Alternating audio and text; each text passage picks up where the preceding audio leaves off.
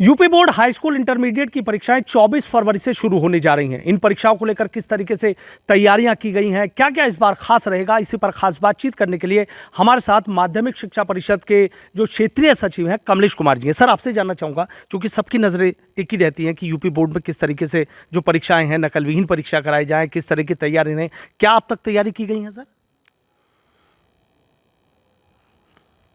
मेरठ क्षेत्रीय कार्यालय के अंतर्गत हमारे 17 जनपद और 4 मंडल आते हैं।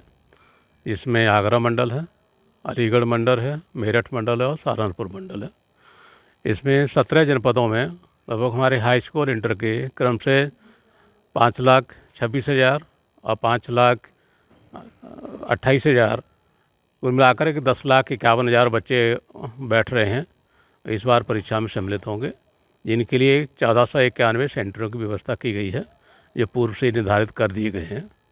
और सभी सेंटरों पर उनके प्रश्न पत्र पहुँचाने के लिए जनपद स्तर पर प्रश्न पत्र पहुँचा दिए गए हैं और संबंधित उत्तर पुस्तिकाएँ भी पहुँचा दी गई हैं और बच्चों के एडमिट कार्ड, नंबर रोल वगैरह सभी जनपदों में पहुँचा दिए गए हैं।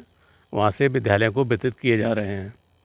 और इसके साथ ही जनपद स्तर पर जिला विद्यालय निरीक्षक के सहयोग से जिलाधिकारी साहिवान की जो अध्यक्षता में बैठक होनी है, वो सभी ज़िलों में लगभग संपादित हो चुकी हैं।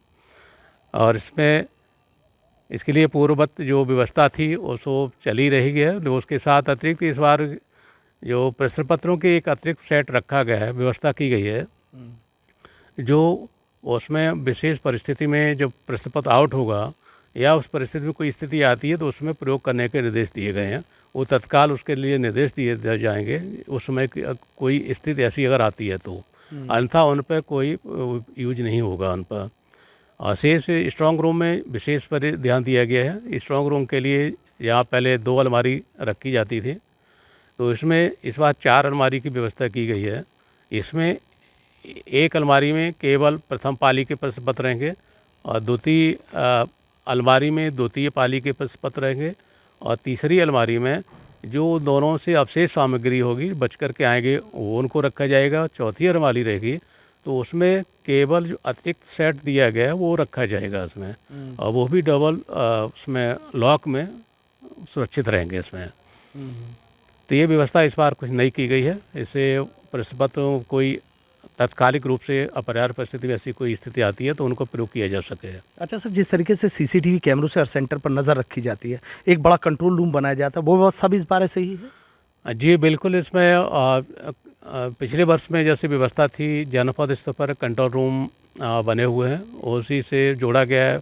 मुख्यालय माध्यमिक शिक्षा परिषद मुख्यालय प्रयागराज को जोड़ा गया है और उसके साथ ही जो पहले से हमारी जो लखनऊ मुख्यालय से भी निगरानी होती थी वो उसमें यथावत रहेगी। और पिछले वर्ष में हमारे क्षेत्रीय कार्यालय स्तर पर ही व्यवस्था की गई थी, वो पिछले साल सकुशल संपादित हुई थी और इस बार भी कंट्रोल रूम की व्यवस्था रहेगी, जिसमें हमारे 14 जनपदों के जितने भी परीक्षा केंद्र हैं 1491 हैं, वो सभी उसमें सीसीटीवी कैमरों के माध्यम से जोड़े जाएंगे इसमें और 24 घंटे उनकी निगरानी रखी जाएगी। 24 घंटे निगरानी होगी जी।